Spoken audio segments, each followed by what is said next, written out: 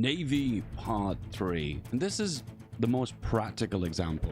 We're going to be showing off actual real combat examples, explaining how each stat works during battles, gives you a better idea of what's going on actually in game. So put down your theory homework and let's actually see some real life examples. And if you've not done so already, please check out part 1 and 2 because a lot of this won't even make sense. Combat examples. I'm going to merge up my fleet as the Italians, assign a general, an admiral, then I'm going to declare war on France, and then we're going to have a battle between the French and the Italians. So be aware, because I've got a death stack navy here, there's 2 penalties for that. One, the overall speed of the fleet will be limited by the slowest member of the fleet. That's why people always say don't stack submarines with your overall fleet, because it will slow down your overall fleet. It's kind of a rare thing now because speed of fleets doesn't play a part in the actual battle.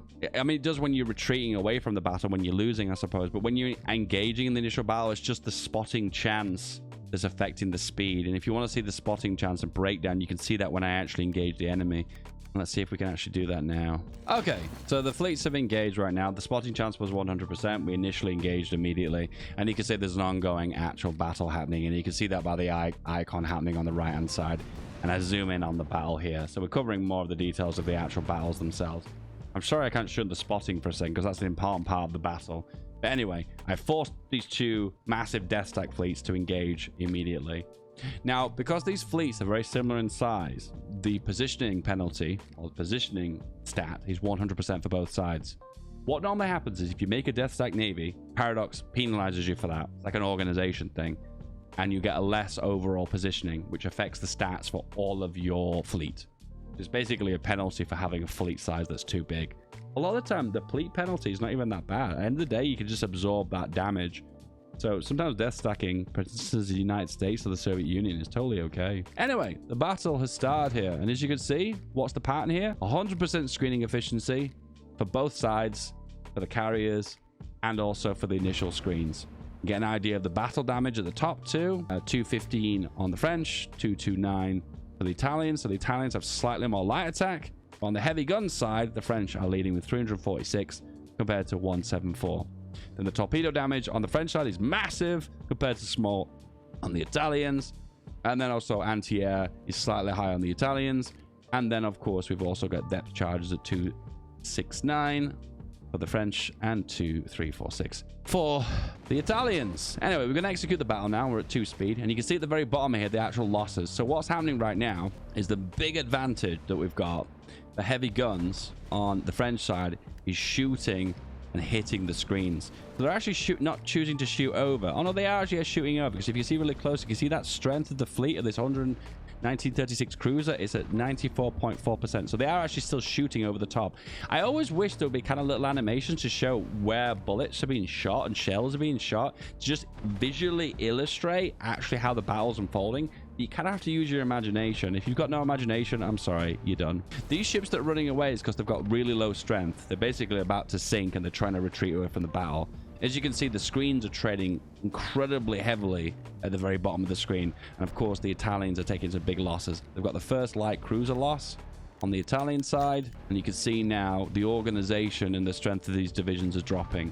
So you tend to find that organization is the first thing that gets hit. Organization is a little bit like HP, kind of like a shield, but then when the org starts to drop, then you start to hit the actual strength of the ship more and more and more. And as you can see, the French have got a massive advantage here as they're completely destroying the screens. There is one thing to note though, the screening efficiency on the French side has dropped, and you can see that their capital ships are starting to take heavy damage as well. So what's actually happening now is the Italian torpedoes are getting through the screens and starting to hit the capital ships.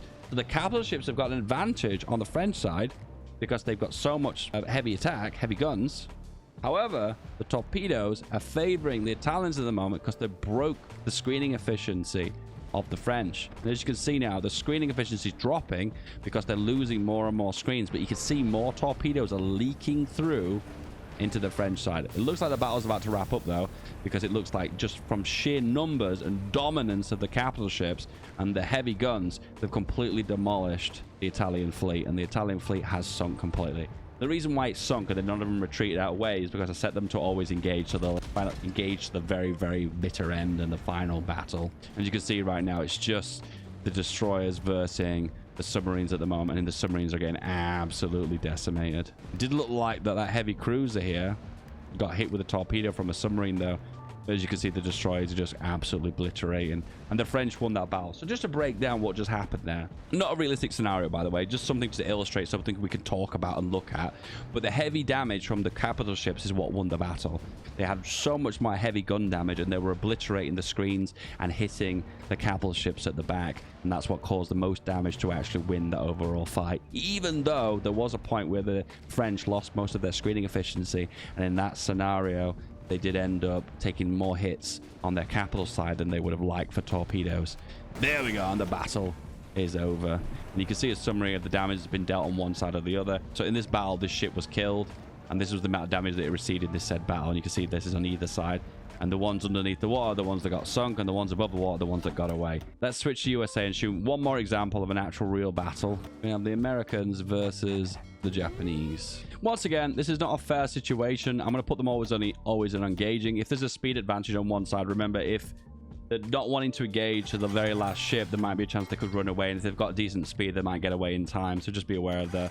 Once again, I'm showing like alternative scenarios to describe what's happening in the battle, so you have an idea what's actually going on. A lot of the time, I've watched a lot of battles in HOI4, and sometimes it's very difficult to understand actually what is actually happening. Anyway, so we're going to put them on patrol in this region. 2 fleets here. Put them always on engage. Patrol, always engage, and let's see if we get a battle. Okay, this is really good, because once again, this is going to illustrate what's actually happening in this naval engagement. So the American fleet has spotted the Japanese fleet. Okay, and this is what this means. So we know there's a Japanese fleet here. We don't know how many ships there are. We also don't know other details about that said fleet, like what it consists of, and we don't know its strength or its organization. That's why it's all question marks. Now, if we look at this black bar here and hover over it, it gives a breakdown of our spotting. And as we gather more intelligence, we can find out more about this fleet to eventually, at some point, actually engage it. So you can see the daily change is 0.3. So we're actually not really gaining any more intelligence that we've already got. We just have an inkling there's an enemy fleet in this region, and all these modifiers affect it. In brief, radar boosts it, speed boosts it, radar on ships boosts it, and those catapults on ships boost it. But there's also a lot of other variables, such as intelligence, for instance. And then we're actually engaged in actual battles. Both navies found each other, and they've chose to both engage. Hello. On the Japanese side, we have loads of torpedo damage. That's a clear advantage on the Japanese side. However, the USA side has more heavy guns and also has carriers as well. But how effective are those carriers? I don't know. We'll have to find out. Let's go. We'll go 2 speed, and let's see what's happening. So screening efficiency is 100%. We can see there's initial engaging here, and a massive amount of destroyers have been lost on the American side. And you can see here right now, something really bad has happened to the Americans. You know why? Because they've lost 100% of their screening efficiency. They no longer have enough screens to screen their capitals. And remember, the torpedo damage for the Japanese is very, very, very high. So now torpedoes are leaking through to the capital ships. And you can see we're actually starting to see capital ship damage, and the screening efficiency is getting super low because those screens are getting absolutely obliterated. Now the capital ships are 100% exposed. They're going to be taking light attack, they're going to be taking torpedo damage, they will be getting absolutely ripped left, right, and center. And you can see right now the carriers are starting to hit carriers as well, so the carriers are actually taking damage. The screens absolutely obliterating the capital ships now with torpedoes, and that is the entirety of the fleet sunk for the Americans. I feel like I'm doing an esports commentary here. So as you can probably see from those 2 battle examples, the battles were concluded when the first line of screening ships were broken through. That's kind of when the battle was already over, because the minute the torpedoes start to hit the capital ships, that's when the big juicy damage is happening. And that's why I always think it's great to make awesome capital ships, these massive pride of the fleets, but if the screening fleet lacks numbers or lacks light attack, it's not going to matter, because they'll just chew through the screens, get through to your big juicy expensive capital ships.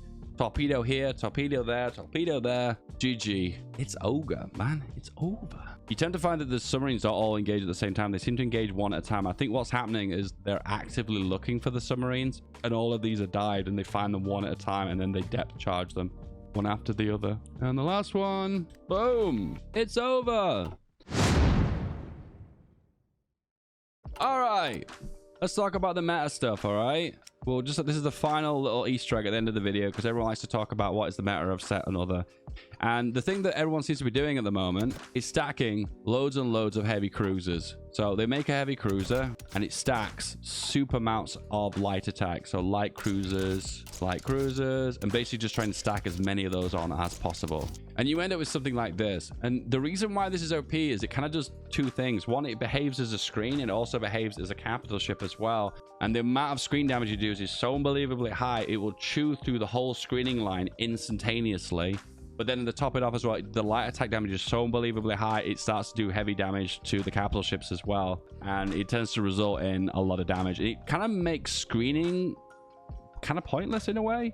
I suppose the way you would defeat this ship is you'd make torpedo cruisers or torpedo destroyers, because in this case, this ship is vulnerable to torpedoes. But overall, if you stack this with a regular fleet, as people tend to do, you'll tend to find that this will absolutely eliminate the first line. And then any torpedo destroyers or cruisers that you've got will annihilate the enemy capitals as well. But you do tend to find that this light attack is so unbelievably high, it seems to do really effective against the capitals as well. Anyway, this is the one people go for anyway. You know, when I think about it, I really good think about it, that's the only meta build that I'm familiar with at the moment that is actually effective.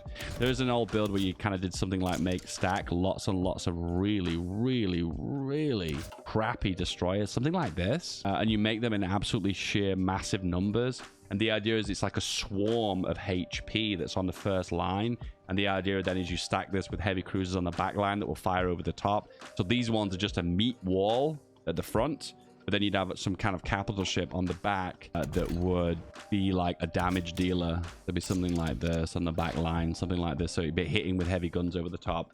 So a wall of crappy, cheap destroyers, just the HP absorbers. And then behind it, the heavy guns that fire over the top and do most of the damage anyway. And of course, it goes without saying that just having carriers on the back is worth it. One final note about carriers, though, you tend to find that they're not very effective in bad weather.